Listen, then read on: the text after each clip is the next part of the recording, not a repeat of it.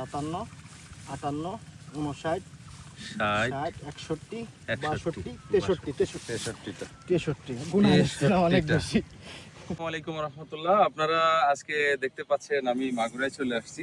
এই যে ধানের গোছাগুলো আমরা আরিয়ান গুনতেছে, এই গোছাগুলো এক একটাই 63টা করে পেয়েছি আমরা, 60টা 63টা ম্যাজিক্যাল গ্রোথ। এখানে 2 ডোজ করা। 2 ডোজটা কেমন? আমরা 15 দিন বয়সে প্রথম ডোজে 33 শতক জায়গায় 2 কেজি দিয়েছি, পরে ওনাকে 1 কেজি দিতে বলছিলাম, উনি 2 কেজি দিয়েছে।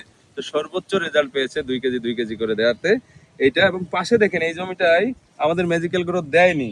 এই জমিতে সর্বোচ্চ দেখেন 16টা 17টা 20টা এরকম করে ধান কিন্তু একই সাথে লাগানো। 45 দিন ব্যবধানে ধান এটা চলে গেছে 63-তে, এটা পড়ে আছে 20 দিনে। তো এইরকম চমৎকার ধান পেতে হলে এবং রেজাল্ট পেতে হলে আপনাকে অবশ্যই ম্যাজিক্যাল গ্রোথ 15 দিন বয়সে ধানের প্রথম ডোজ করতে হবে 2 কেজি, পরে আবার সেকেন্ড ডোজ 1 কেজি করলেও হবে 33 শতক জায়গায়। যদি আপনি 2 কেজি করেন তাহলে এইরকম এই কৃষকটা 2 কেজি 4 কেজি করছে ব্যবহার, যার কারণে এই সর্বোচ্চ রেজাল্ট পেয়েছেন উনি।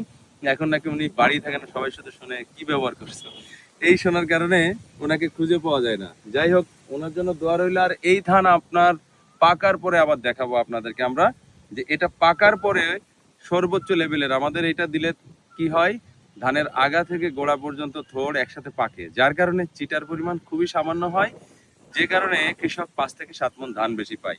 এই প্রযুক্তি বাংলাদেশে আমাদের কাছেই, অন্য কারোর কাছে এই প্রযুক্তিটা নাই। তো আপনারা যারা এখনো ধানের বয়স 30 থেকে 40 দিন হয়েছে, তারা একটা ডোজ সুপার ডোজ করতে পারেন। 33 শতক জায়গায় 2 কেজি ব্যবহার করে দেবেন, ইনশাল্লাহ ভালো ফলন পাবেন। ধন্যবাদ।